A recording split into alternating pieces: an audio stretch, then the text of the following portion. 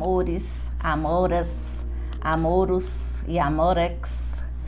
Tanto tempo que eu não gravo nada para vocês, né? Mas são tempos muito corridos e em determinado momento a gente tem que privilegiar umas coisas e deixar outras coisas tão amadas para fazer em outro momento oportuno. Mas agora, especialmente, hoje é dia 26 de janeiro e no dia 25 eu faria uma participação na abertura, na pré-jornada de educação do meu município, a convite da Secretaria Municipal, e eu estava extremamente feliz. Seria o segundo ano em que eu participaria desse momento de encontro com gestoras. E eu, infelizmente, desde sábado, 23, comecei a não passar bem, mas achando que era apenas do cansaço que a situação tem imposto a todos. E fui deixando ver como é que seria, preparei todo o material, me preparei, honrada que eu estava. Dia 24 era o Dia Internacional da Educação, então seria no dia posterior a isso, e eu muito feliz em participar, mas no dia 25 pela manhã eu tive que abrir mão, até por uma condição de empatia. Seria um momento presencial no Teatro Municipal de Ilhéus, e eu não poderia submeter as pessoas à minha presença sem saber especificamente o que eu tinha. Então eu tive que abrir mão, mas esperei melhorar a carinha, dei uma maquiada para ficar melhor, para vir falar um pouquinho com vocês que estariam presentes lá nesse dia e a quem mais interessar sobre a temática. E a temática me mobiliza muito. A temática sugerida e tema de toda a jornada de educação do município é educação em mudança, ressignificar saberes, fortalecer novas práticas, porque é exatamente isso que tem dirigido a minha vida profissional, né? A mudança e a ressignificação de práticas. Então, muito feliz de estar aqui hoje para gravar para vocês esse momento, e espero que de alguma forma o meu comprometimento apareça por intermédio desse vídeo.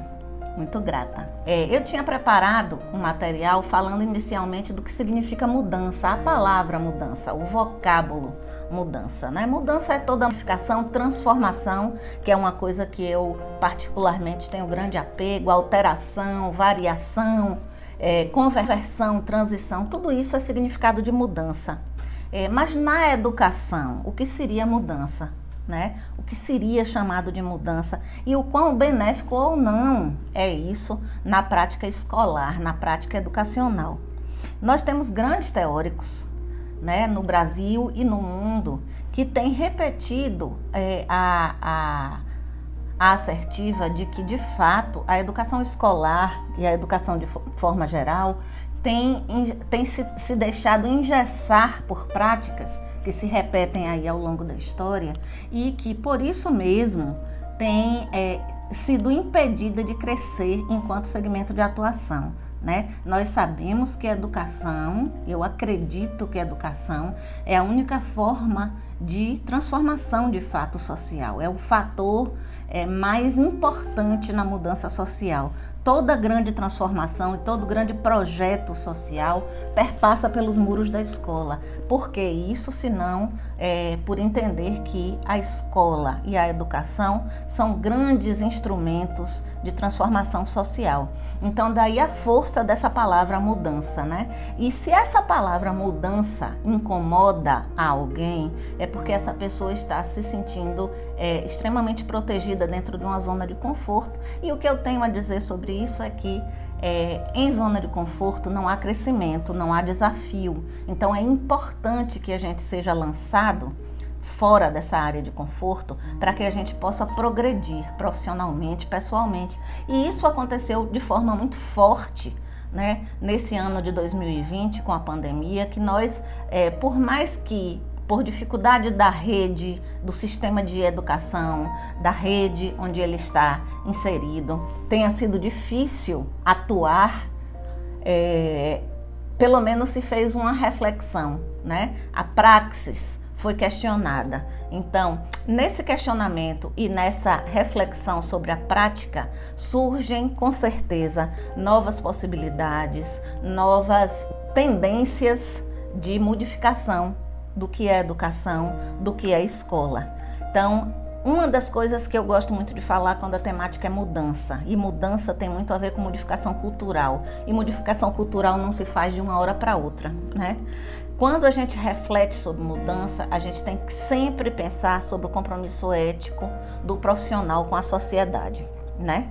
Então, todas as vezes que eu penso, eu enquanto profissional educador, inserido numa comunidade, né, na minha função social, eu tenho primeiro que sempre pensar que o meu exercício tem que ser dialogado e solidário. Eu não posso atuar sozinho, eu não posso atuar de forma solo, não reverbera, não tem força. Então, eu enquanto educador, atuando na minha comunidade, atuando dentro da sociedade, eu sempre tenho que pensar que o ideal é que a gente se posicione de forma dialogada e solidária, sempre juntos, como um. E que o meu compromisso profissional enquanto educador é aquele que impõe uma devolutiva para a sociedade, né? Por que impõe uma devolutiva? Porque em qualquer que seja a formação, a sociedade investiu na minha formação enquanto profissional. Então, imposta está, ético que sou, a necessidade de que a gente devolva à sociedade, eticamente, honestamente, justamente, o trabalho justo, honesto e ético. Então, eu preciso ter compromisso com essas pessoas que perpassam o meu percurso profissional, porque eu tenho um compromisso com elas, de devolver o que foi investido em mim, na pessoa delas, na pessoa de seus antepassados, na pessoa da comunidade que elas pertencem. Então, de alguma forma, é necessário entender que o exercício profissional precisa ser dialogado e precisa ser solidário, e que eu tenho, por imposição, que devolver à sociedade todo o investimento que foi feito em mim, na minha formação profissional. Esses são atributos para a mudança com a educação. E a educação, como processo de mudança social, também nos coloca 3 situações, né? A primeira situação é que o exercício profissional do educador tem, inequivocadamente, que ser lastreado no amor. Eu preciso estar ligado afetivamente ao que eu faço. Eu tenho que ser educador, por mais piegas que pareça, porque essa história de conexão com a atuação profissional por amor e por bem-querer começou a ser questionada com a história do lucro, com quanto eu ganho, com o desmerecimento dos salários, não, o desmerecimento não, o valor reduzido de salários e tudo mais. Mas, na verdade, com valores reduzidos ou não, mesmo que recebêssemos milhões, é importante que nós estejamos lastreados pelo amor, porque mesmo ganhando muito bem, comprovado está, pesquisas existem, mesmo ganhando muito bem, se eu não estiver ligado afetivamente ao meu objeto de atuação profissional, eu não desempenho bem minha função. Então, o lastro da atuação profissional tem que ser o amor. Além do amor, eu preciso ter esperança de que meu trabalho seja estímulo para modificações. E a esperança não é do verbo esperar, né? É a esperança do verbo esperançar, é esperança e estímulo. Estímulo que transforma e que catalisa tudo o que se faz em emoção e materializa sentimento. Então, se eu tenho esperança que o que eu faço é vetor de mudança, é vetor de transformação, sem dúvida nenhuma, tanto as emoções geradas como os sentimentos materializados depois das emoções serão extremamente positivos. Então, eu preciso ter amor e esperança de que a minha atuação se reverta em grandes transformações. E as transformações, uma coisa que uma imagem que é muito importante para mim é a da transformação e da metamorfose da borboleta, da lagarta em borboleta. Né? O quanto doloroso, o quanto difícil, esteticamente, fisiologicamente, o quanto aquilo é impressionante. Requer esforço, requer disciplina, requer aplicação para que as coisas existam e existam de forma bonita, bela, boa. Então, que fique muito na cabeça de cada uma de vocês, de cada um de vocês, que a minha postura enquanto educador no processo social de mudança vai envolver amor, vai envolver esperança, para que a gente consiga, por intermédio dessa prática, conseguir transformação. Porque se não for assim, nós vamos viver naquela de escolha. Se não for para esperançar transformação, eu vou estar atuando sempre na condição de permanência.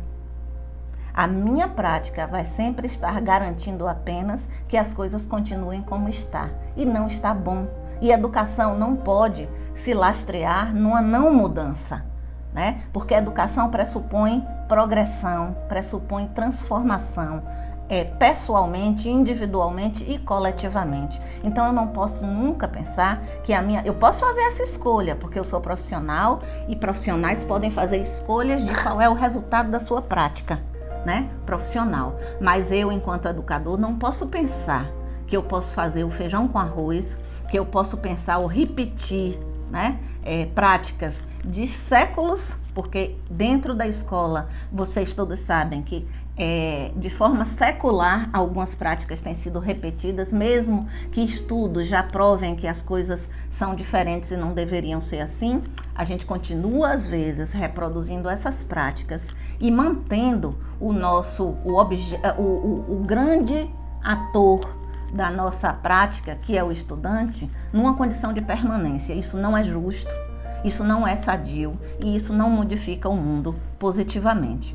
Então, que a gente entenda de uma vez por todas que a educação envolve conscientização, né? Toda educação é ideológica, ok, isso é ponto pacífico, mas é ideológica no sentido de esclarecimento de pontos, né? Nós sabemos que os seres humanos no mundo, eles estão se relacionando entre si e a educação deve cuidar disso, para além dos conteúdos, porque o conteúdo é ponto pacífico, né, que está dentro da escola, mas ele precisa estar vinculado à condição de relação. E aí a gente tem uma relação interpessoal e com o mundo. Então a gente tem aí, já desde 2017, documentos legais aprovados que nos colocam nessa condição de, além de competência cognitiva, precisar de uma série de outras competências, como senso crítico, repertório cultural, as competências socioemocionais,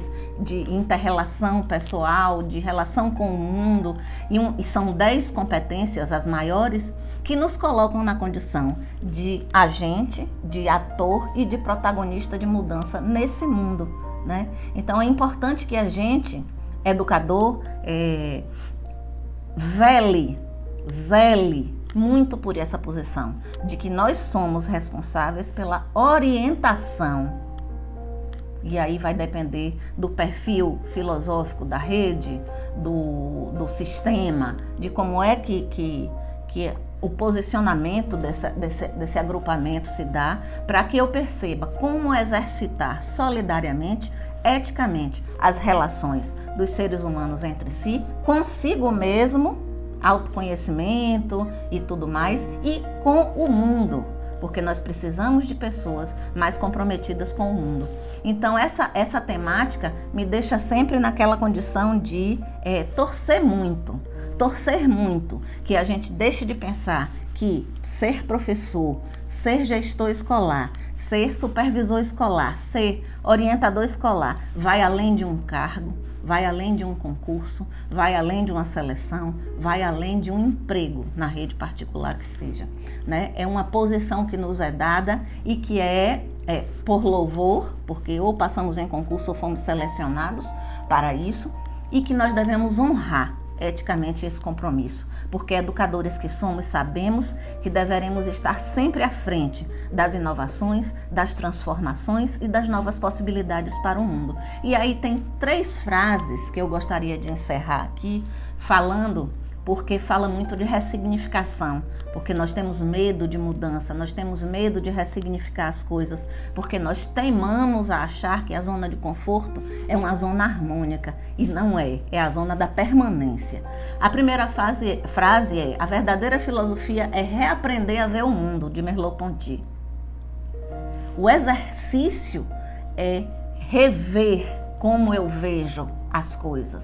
o mundo, a escola, a educação. Esse é o verdadeiro exercício, porque repetir o que já está escrito e o que se perpetua ao longo da história necessariamente não é salutar, né? O que é que eu vejo além disso? Nós sempre precisamos pensar, inovadores que somos, além do óbvio, muito além do óbvio, porque muitas pessoas já sofreram nos bancos escolares, muitos estudantes já sofreram nos bancos escolares por incompreensão, por falta de adequação da escola à sua fisionomia. Então, essa é uma frase que me toca muito. A segunda é de Heráclito, que eu tenho visto muito por aí hoje em dia e sempre foi uma coisa muito forte para mim. Não há nada de permanente, exceto a mudança. Mudança é uma coisa que precisa estar em nossas vidas o tempo todo, assim como o sangue circula pelo nosso corpo. Nós somos seres que somos capazes de viver e vencer desafios o tempo todo. Então, por que nos acomodar a uma situação que nos traz conforto, mas necessariamente não traz resultado para o próximo, né? Então, Heráclito há quanto tempo já dizia isso? E uma de Jean-Paul Sartre que fala: és livre, escolhe, ou seja, inventa. Como que eu, profissional livre, educadora convicta, posso pensar que eu não estou aqui para pensar novas coisas, para inventar novas possibilidades? E eu não estou falando de aventura. Não estou falando de aventura, eu estou falando de compromisso. É nisso que eu acredito. Eu tenho certeza que é isso que a Rede Municipal de Ilhéus acredita. E eu tenho certeza que é isso que cada um de vocês, lá no fundo, acreditam também. Sou muito grata por dividir esse momento com vocês, aqui em forma de vídeo, em menor tempo do que nós teríamos lá no teatro. Mas eu me sentia implicada com a rede de me colocar para vocês hoje. Então só esperei ficar com menos cara de doente, mais bonitinha, mais arrumadinha, para estar com vocês, que também ninguém merece uma pessoa com a cara de doente, né? Um cheiro a todas, a todos, um abraço especial à secretária e às suas gestoras extremamente competentes. Muito feliz de ter sido convidada para esse momento e esperando estar sempre muito próximo de vocês.